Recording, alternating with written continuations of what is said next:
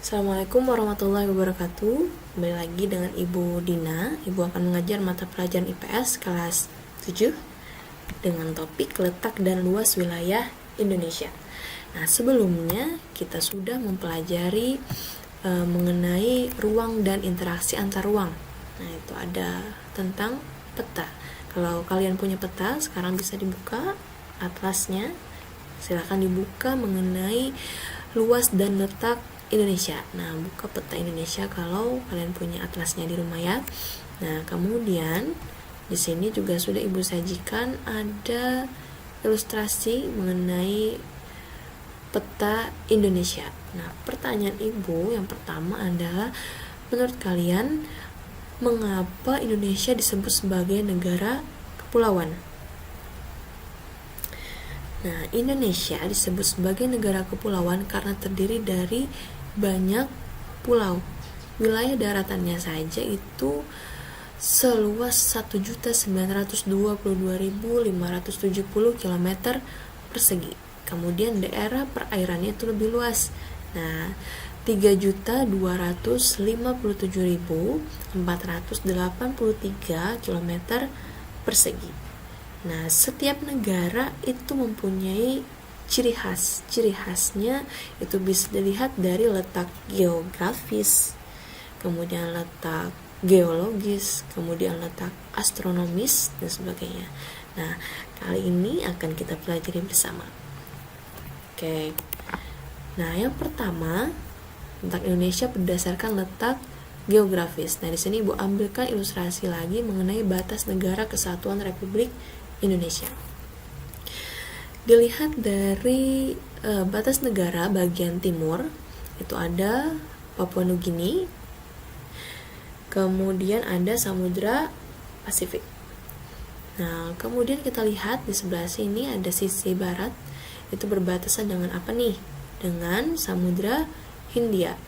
Nah, kemudian bagian utara sini ada perbatasan dengan Singapura, kemudian ini ada Laut Cina Selatan, kemudian ini ada Malaysia, kan? Nah, ini sama seperti tadi. Nah, kemudian di bagian selatan itu berbatasan dengan sini ada Laut Timur, kemudian di sini ada Samudra Hindia. Nah, itu. Kemudian apakah letak geografis ini berpengaruh? Apa saja pengaruhnya kira-kira? Nah, yang pertama itu pengaruhnya adalah Indonesia termasuk dalam iklim yang tropis. Kemudian udaranya lembab. Nah, karena udaranya lembab itu hutan-hutan di Indonesia itu tumbuh dengan lebat, kan?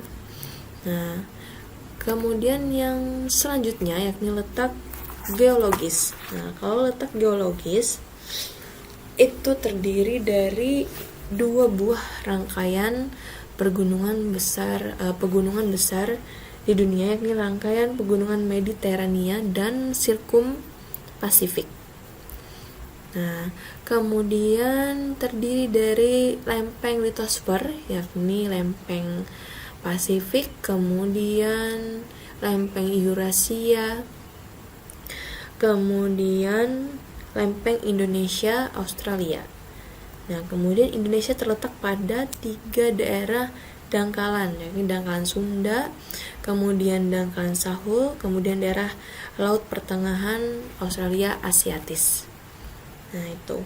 Kemudian dari letak geologis ini, banyak dijumpai gunung berapi. Nah, sehingga tingkat kesuburan tanahnya itu tinggi. Tapi perlu kita sadari juga bahwa letak geologis yang demikian maka akan menyebabkan wilayah Indonesia itu menjadi daerah yang rawan dengan bencana alam seperti gunung meletus, kemudian gempa bumi. Kemudian nah, di sini ada simbol yang merah. Nah, ini adalah simbol dari gunung api yang aktif. Nah, kemudian ini tanda panah. Ini adalah arah dari pergerakan lempeng. Nah, itu kan pergerakan lempeng.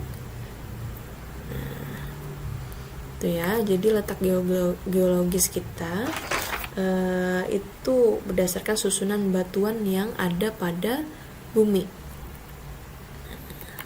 Sampai sini paham ya mengenai letak geografis, kemudian letak geologis.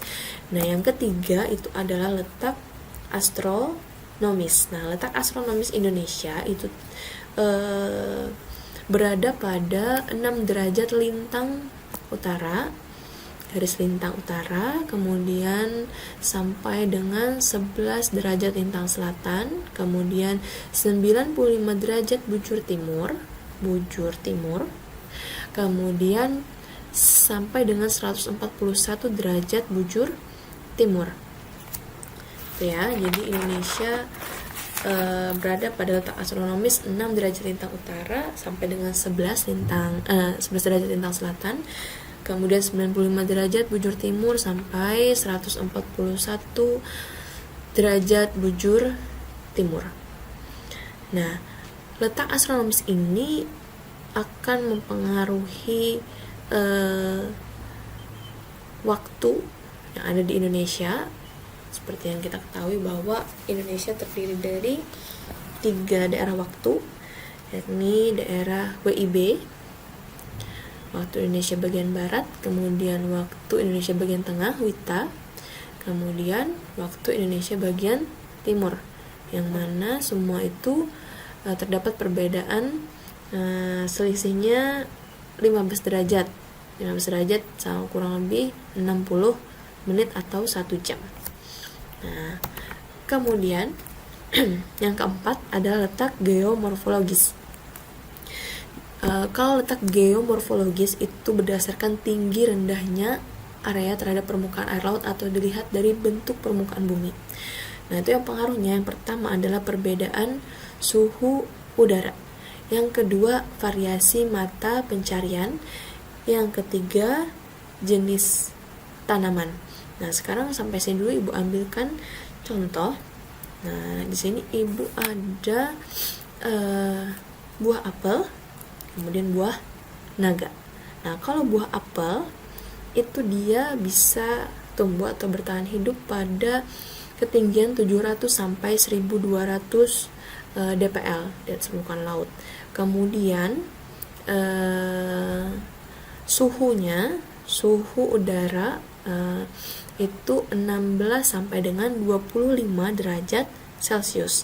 Kita bandingkan dengan buah naga. Buah naga itu bisa hidup di 0 sampai dengan 350 dpl kan, di atas permukaan laut. Kemudian suhunya itu 26 sampai dengan 36 derajat Celcius. Dan dari dua buah ini, buah apel dan buah naga, itu terdapat